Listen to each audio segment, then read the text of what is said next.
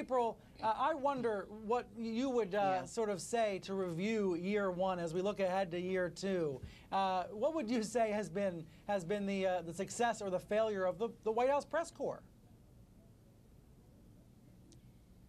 Well, the success of the White House press corps is that we continue to do our job, and we're going to continue to do our job. We have the White House Correspondents Association that represents us, but, you know, there has been a war on the press by the White House, led by this president. And you said a very big word that really resonates, and it really touched me, hit me, when you said it's poisonous, because it is.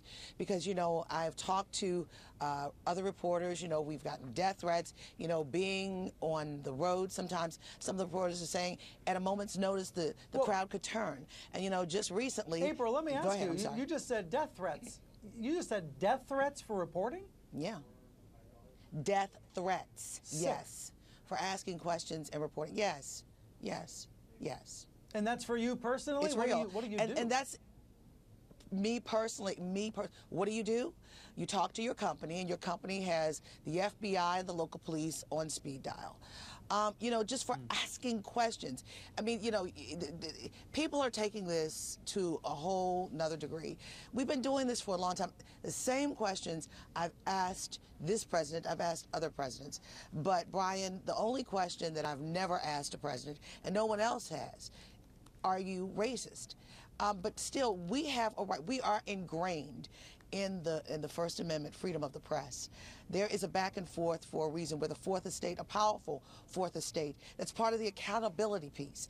And this separates us from Russia, from China, and third world countries that have a problem. They govern the press. We are free and independent.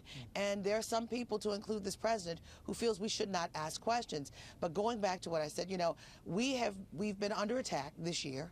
You know, and even when I asked that question about, Mr. President, are you a racist? I was asking a question. I was not condemning. I was asking, because there's a groundswell. And what happens is we kind of are the conduit.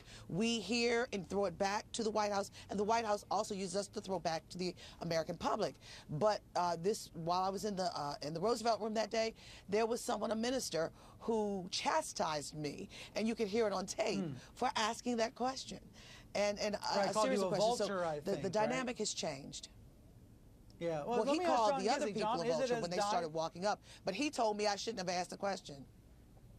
John, is it as dire as April portrays it? I don't necessarily agree with April. I do think that this being Sunday, perhaps the administration might take a lesson from the book of Isaiah when it deals with reporters. Come now, let us reason together. And I think there could be a little bit more camaraderie there, and a little more conviviality, and less confrontation, sometimes over little things, such as the way that words are phrased. It seems right now the response of one side to the other is from the next verse of Isaiah: if ye refuse and rebel, ye shall be devoured by the sword, for the mouth of the Lord hath spoken. It seems to be very rancorous at this point, and we could do with a few more laughs, if you will, or a little bit more warmth. I know April will recall we had a lot of fun just before Thanksgiving, telling what we were thankful for, and while some didn't like the exercise, you had fun. We were laughing. Yes, I did, and you gave a very good answer on being thankful for the First Amendment. Yeah, but I didn't give that answer. But you know, but that I felt that was condescending. But the press secretary has since said that she felt she wanted to break the ice. She felt she wanted to break the ice and thought that it was going to be taken in a way that we could all laugh about it. But for some of us, it felt, you know, like we were puppets. But you know, she explained her side, and I explained my side about that. We had a conversation about it. But I mean, both sides didn't see eye to eye. But she called herself, which she told me she was trying to do something good. But it didn't come off that way. Didn't come off that way I'm thankful, to some.